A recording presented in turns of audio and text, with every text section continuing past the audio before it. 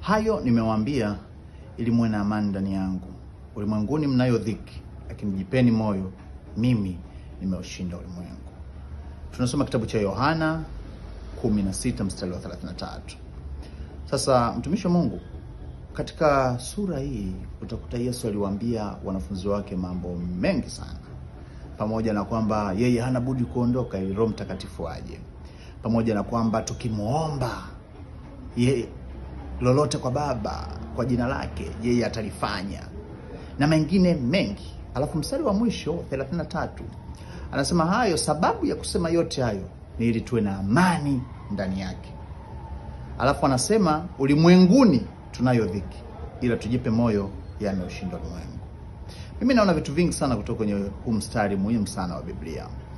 Kwanza, Yesu anaonyesha maeneo mawili tofauti.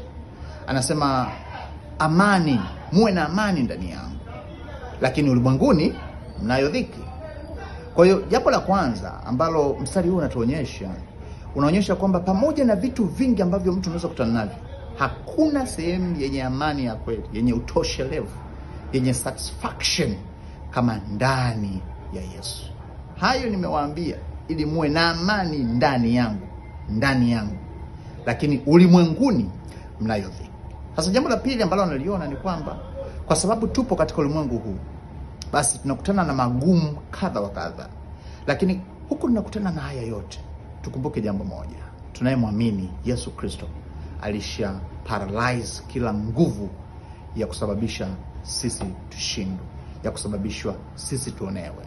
Lakini yeye tayari mtangulizi wetu ameushinda ulimwengu. Kwa hiyo jalishi napita katika mazingira gani, kumbuka hili.